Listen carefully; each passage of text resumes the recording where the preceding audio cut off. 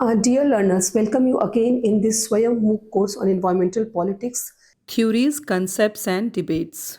week 6, lecture 3, titled International Agreements and Global Governance, in which we will be discussing the major key international treaties and frameworks like Kyoto Protocol, Paris Agreement, UNFCCC, that is United Nations Framework Convention on Climate Change, along with that we will be discussing what is the role of major global institutions like United Nations, what kind of initiatives United Nations have initiated to combat this issue.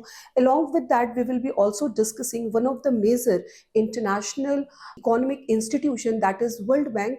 What kind of initiatives are also taken by the World Bank? So let's begin, learners. So as I have already mentioned in the beginning, that what we are going to cover today in this lecture. So here we can see that international agreements play a very important role in addressing the global environmental challenges by fostering the cooperation among nations. As we have discussed in the previous classes, that how the different initiatives which are taken by the multilateral institutions, global institutions, which are very, very important due to the basic nature of environmental issues that is of transnational character. That's why we need a collaborative and collective initiative efforts to combat this issue.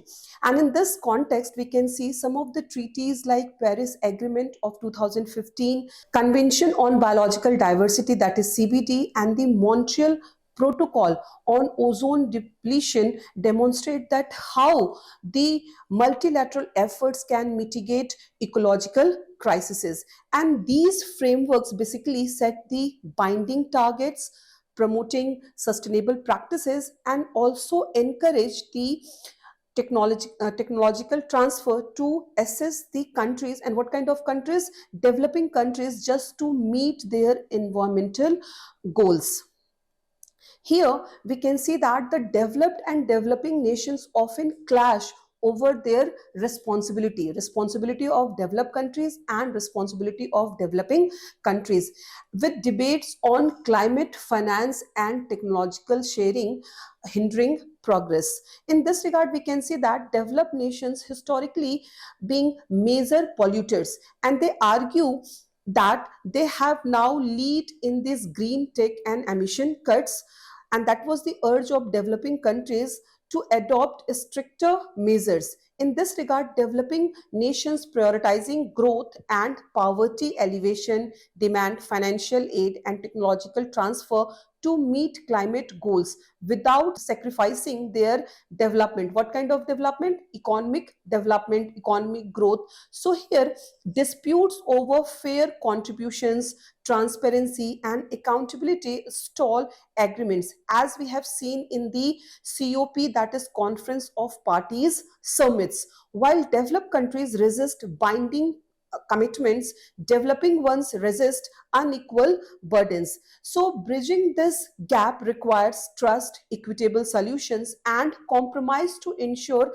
collective climate action initiative without leaving the underdeveloped or developing nations behind. So, the effectiveness of international environmental governance basically depends on stronger compliance mechanisms, equitable resource distribution, and adaptive policies. So, here, without these, cooperation falters, commitments weaken, and global sustainability goals remain unmet. Stronger frameworks may ensure accountability, equity, and progress. In this regard, as ecological threats escalate, the need for binding commitments and inclusive decision making grows. And in this regard, future agreements must balance economic development with the environmental sustainability, which may ensure that global cooperation translates into tangible environmental protection. Without robust governance, even the most ambitious treaties become simply symbolic rather than transformative. So here, in this regard, we will be discussing what are the key international treaties and frameworks with a special reference to Paris Agreement, Kyoto Protocol, and UNFCCC, that is United Nations Framework Convention on Climate Change. So here we can see that as I have just mentioned, that international agreements and environmental governance framework plays a critical role in the context of global environmental challenges because it's provide a structured mechanism for cooperation, setting common goals, and holding nations accountable for their role in the context of environmental degradation. And these agreements are essential for tackling the issues like transnational issues like climate change, biodiversity loss, pollution, which transcend national borders and require the collective action. So, the key international agreements and governance structures, such as the Paris Agreement and the Kyoto Protocol plus UNFCCC. So, in this regard, firstly, we will be discussing the Kyoto Protocol. And here we can see that it was adopted in 1997 and entering into force in 2005. And here the Kyoto Protocol was the first international treaty to set legally binding emissions reduction targets for the developed countries. The Kyoto Protocol required industrialized nations to reduce their greenhouse gas emissions by an average of 5%, that should be below the 1990s level during the first commitment period, which was from 2008 to 2012. And here we can see that this protocol has also introduced the market based mechanisms like emission trading, the clean development mechanism, that is as CDM, and the JI as joint implementation to assist the countries just to meet or fulfill their targets in a cost effective manner. So quickly we will see that what are these emissions trading, clean development mechanism, and joint implementation. So firstly we can see that the CDM is basically that developed nations will fund emission reduction projects in developing countries, earning certified emission reduction, that is called CER credits, that is also known as carbon credits. Fine. And this promoted sustainable development while helping developed nations to meet the Kyoto targets. Then after we can see the emissions trading, that is under the Kyoto Protocol. Here the countries with excess emission allowances could sell them to nations exceeding their limits, and this cap and trade system aimed to reduce overall emissions cost effectively by intensivizing cuts were cheapest. And lastly, that is about the joint implementation. And here the developed countries earned emission reduction units, that is ERUs, by investing in green projects in other developed nations, especially those economies, those who are in transition, that is called economies in transition. And particularly we can keep here the example of Turkey. And this encouraged cost effective cooperation in cutting the emissions. So now we can see that the Kyoto Protocol faced severe criticism for excluding the developing countries from the binding targets. As we have seen in the previous classes too, that was the principle of CBDR, that is called the Common but Differentiated Responsibility. And it was based on equity, principle of equity. And that's why it is totally liable for the developed countries, because in the past, in the history, we have seen that the developed countries are the major polluters. As we all know that the process of industrial revolution, which was started in England, and gradually it was like adopted by the other European countries as well as by America. So that's why the major responsibility to cut the emissions of greenhouse gases falls on the shoulders of developed countries, and that is the very basic intention of Kyoto Protocol from the developed nations. So here, that's why it faced severe criticism too. And plus, also for the withdrawal of major emitters like United States, that is America, how it has left the membership of this Kyoto Protocol. However, it laid the groundwork for future climate agreements. But even though we can see some of the critical points of Kyoto Protocol, which is points of related to criticism. So here firstly we can see that is about the binding targets, and here we can see that only 37 industrialized nations which are categorized under the Annexure 1 had legally binding emission cuts, that is average 5% below of 1990s level by 2012. Along with that, as I just mentioned, that is about the US withdrawal, and here we can see that the world's largest emitter at time rejected the treaty, citing unfair exemptions for China and India. That is the major, I mean, behind withdrawing its membership from Kyoto Protocol, the major argument of USA, of India and China, that they are one of the largest emitters of greenhouse gases. So why it should not being enforced on these countries?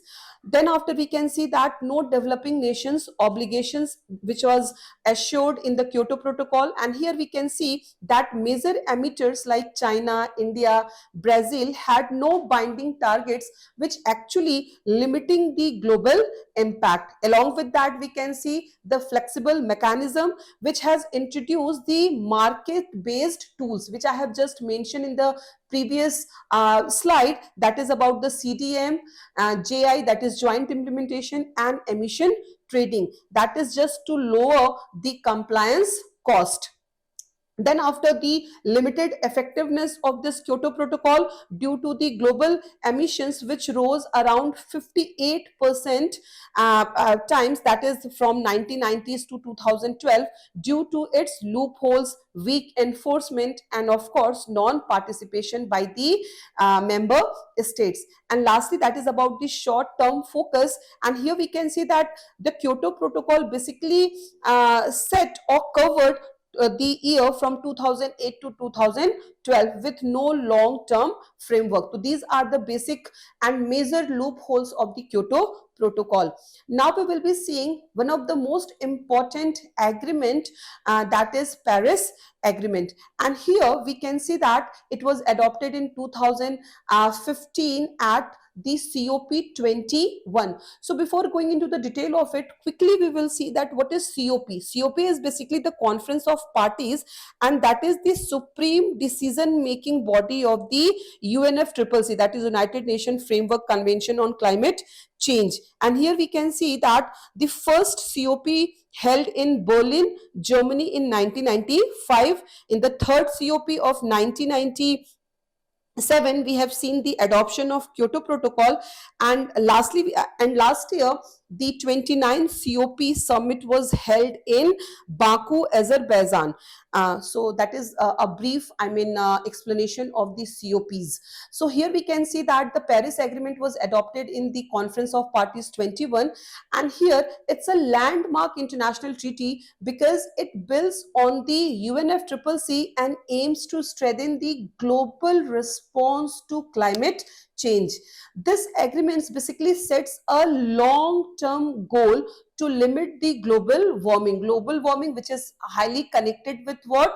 Greenhouse gases, warning to well below 2 degrees Celsius, preferably to 1.5 degrees Celsius above the pre-industrial levels. And here we can see that countries here will submit the nationally determined contributions, that is called NDC. And this NDC is what? That is, here we can see that countries communicate actions they will take to reduce their greenhouse gas emissions in order to reach the goals of the Paris Agreement. And countries will also communicate in their NDC's action that they will take to build resilience to adapt to the impacts of climate change.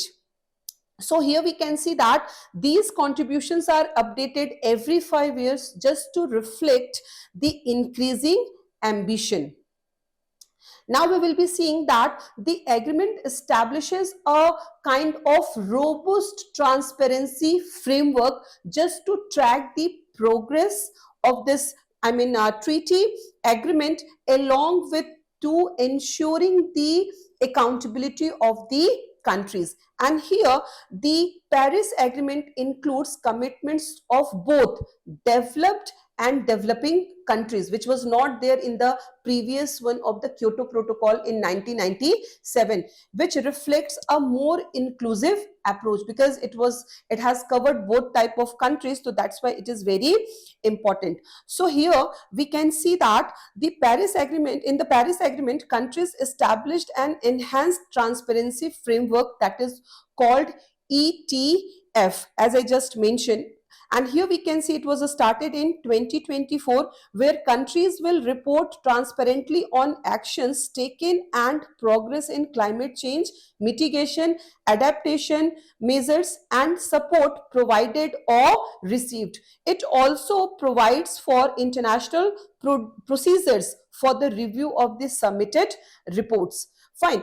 So here developed countries are expected to provide financial support to developing nations to help them in mitigating and adapting the climate change actions. Now here we can see this image. Here we can see the Paris Agreement provides a framework for financial, technical, and capacity building. So here this image highlights the financial capacity aspect of the Paris Agreements, emphasizing its role in creating a structured framework to support global climate action. Especially the agreement talks about mobilizing the climate finance, and here pledges around $100 billion annually from developed nations to assist developing countries in mitigating and adapting such efforts. Secondly, we can see that is about encouraging transparency. So it establishes system for tackling financial flow and ensuring accountability in fund allocation. And thirdly, it also promotes equity, in which it recognizes differing national capabilities, directing resources to vulnerable nations to bridge gaps in climate resilience. So altogether, we can see that this framework aims to enable equitable participation in climate goals through challenges remain in meeting the funding targets. Now we will be coming to Montreal Protocol, which is also very, very important, and it was adopted in 1987. And it was the international treaty which was designed to protect the ozone layer by phasing out the production and consumption of ODS. ODS is what? That is about the ozone depleting substances. And here we can see that it is basically the combination of 6 gases like chlorofluorocarbons, that is CFC, and these were widely used in refrigerants, arsenals, and foam blowing agents. Second one is the hydrochlorofluorocarbons, that is HCFCs. These were used as replacements for CFCs, but also damaging to the ozone layer. Then it is halogens.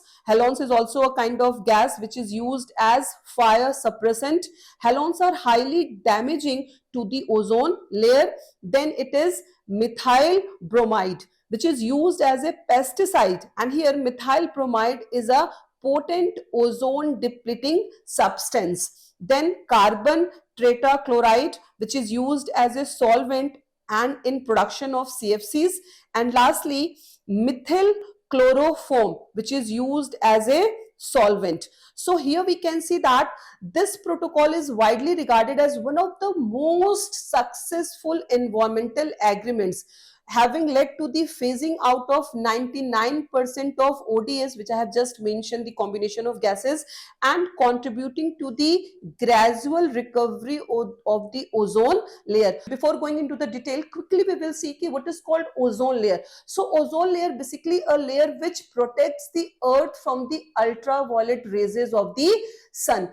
So that's why it is very important to balance the temperature of the earth. Now we will be seeing that the Montreal Protocol has proven to be the innovative and successful, and it is the first treaty which has achieved the universal ratification by almost all the countries of the world. Then after, we can see the Kigali Amendment, which was a major amendment done in the Montreal Protocol, and it was adopted in 2016. And here the protocol was amended to include the hydrofluorocarbons, that is HFCs, a potent greenhouse gases, which I have mentioned in the context of ODS 2, further strengthening its role in climate mitigation. So here, under the Kigali Amendment, actions to limit the use of HFC gases under the Montreal Protocol are expected to prevent the emissions of up to 105 billion tons of carbon dioxide, which was equivalent to greenhouse gases, which helps to avoid up to 0.5 degrees Celsius of global temperature rise by the year 2100, which was a truly unparalleled contribution to climate mitigation efforts and the single largest contribution the world has made towards keeping the global temperature rise well below 2 degrees Celsius, a target agreed at the climate change conference.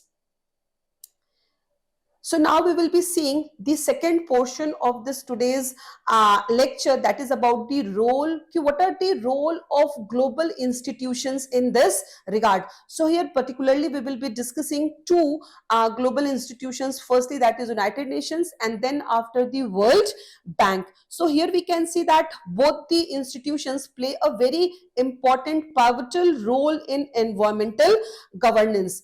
Basically, they provides leadership, of course, by the countries, among the countries, facilitating the international cooperation, because it provides a platform for all the countries to meet together and discuss together, and also mobilizing resources, especially like as we have seen in the previous classes too, that that is mobilizing resources in form of like funding and also the technology transfer from developed countries to developing countries, just to address the global environmental challenges. And here these institutions serves as platform for negotiation between and among the different countries, policy development. They will come together, they will discuss, and then they will decide the further policies and implementation of it too.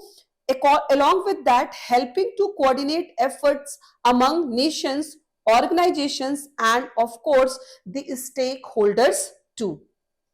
So quickly we will see the United Nations, the role of United Nations. So it's a global institution, IU, international organization, which also addresses the environmental issues. In this regard, I would like to mention that one of the principal organs of United Nations, that is ECOSOC, Economic and Social Council. So along with economic and social policies, it is also discusses the environmental policies too.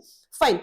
So here, with a wide range of agencies, programs, and initiatives dedicated to sustainability and environmental protection. In this regard, UN provides a platform for setting global environmental agendas through conferences, as we have seen the different Earth summits, treaties, which we will discuss here too, and frameworks. For example, the SDG, that is the Sustainable Development Goals, which was adopted in 2015. and here we can see that specific goals of it are basically related to environment, that is about the climate action, which is mentioned in the goal 13, then life below water, that is mentioned in the goal 14, and also the life on land, which is mentioned in the SDG goal of 15. So here the UN hosts negotiation for major environmental treaties, as we have discussed just now. That was about the Paris Agreement, which was under the UNFCCC, and the Convention of Biological Diversity too. These agreements basically establishes the global targets for all the countries, and of course the frameworks for action in this regard. In this context, UN agencies like IPCC, that is Intergovernmental Panel on Climate Change, and UNEP, that is United Nations Environment Program, which was adopted at the time of Stockholm Conference of 1972, provides a scientific assessments and reports which basically inform policy making and track the progress on environmental goals. Here, the UN also supports the developing countries in building their capacity to address the environmental challenges. Through what? Through technical assistance, training, and knowledge sharing too. In this regard, we can take an example of the GCF, that is Green Climate Fund, operating under the United Nations Framework Convention on Climate Change, and provides a financial support for climate adaptation and mitigation projects, especially in the developing nations. Along with that, we can see that UN also fosters the multilateral cooperation by bringing together the governments, INGOs, businesses, that is about the corporate sector, and other stakeholders like civil society movement or the grassroots movements to address environmental issues collectively. Here, several events like the United Nations Climate Change Conferences as COP, which I have just mentioned, that how it was adopted at the time of UNFCCC, and here it is about the Conference of Parties, which serve as critical platforms for dialogue, exchange, and action taking. So in this regard, quickly we will see some of the key UN agencies like UNEP.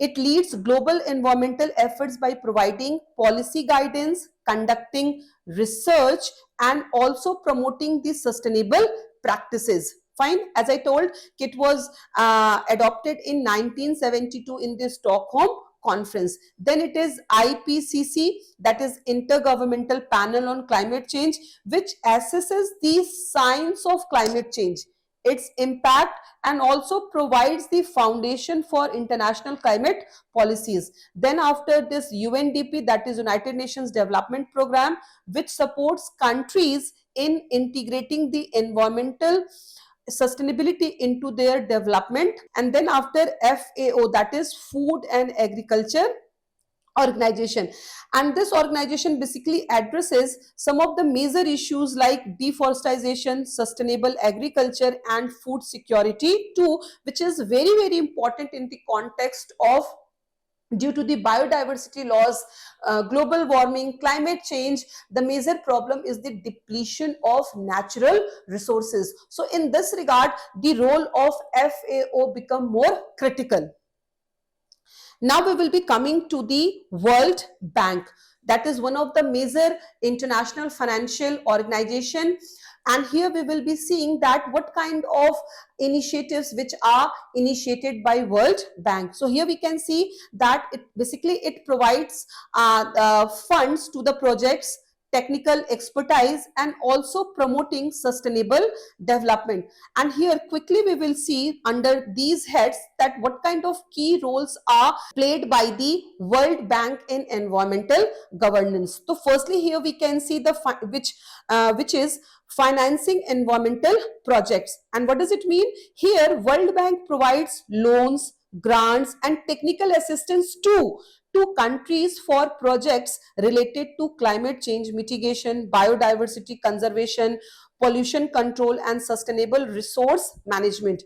Like for example, it also funds renewable energy projects, reforestation initiatives, and climate resilient infrastructure, particularly in the developing countries. Secondly, we can see promoting sustainable development. So here the World Bank integrates environmental considerations into its development programs just to ensure that economic growth is aligned with sustainability goals, and it also supports initiatives like sustainable agricultural practices, clean energy programs, and ecosystem restoration, which are the very important initiatives initiated by World Bank under the promoting sustainable development. Then it is about the climate finance. So in climate finance, the World Bank is a major contributor to it, which channelize funds to developing countries through different mechanisms like Climate Investment Fund, that is CIFS, and the Green Climate Fund, GCF. As we have seen some of the funds in the United Nations, so in the same way some of the funds are also initiated by the World Bank, and these funds basically helps countries transition to low carbon economies and to adapt the climate impacts. Then we can see the knowledge sharing and capacity building. In it, the World Bank provides technical expertise, research, and data to help countries just to design and implement effective environmental policies. Along with that, it also supports capacity building initiatives to strengthen the institutions and governance frameworks which are very much active in the environmental protection. And lastly, World Bank also initiates the policy advocacy. Under it, the World Bank advocates for policies that promote environmental sustainability like carbon pricing, renewable energy initiatives, sustainable land use practices, and it works with the governments, especially in the developing countries, to integrate these policy into their national development plans. So now here we can see that the international environmental agreements have been instrumental in addressing global ecological crises, but we can see that their successes hinges on stronger enforcement and equitable cooperation. Along with that, we can see that effective governance requires binding mechanisms, transparent monitoring, and greater accountability towards their role, towards their responsibility, just to ensure the nations to fulfill their commitments regarding the environmental protection. So on the whole, we can see that the fight against environmental degradation demands not just ambitious treaties but also political will and public engagement, and only through inclusive, adaptive, and enforceable governance can convert agreements into meaningful action, and also securing a sustainable future for the generations to come, which is one of the major concern of sustainable development. So here you people can see some of the activity questions which I have already mentioned. These are the references which you may use as further reading. Thank you.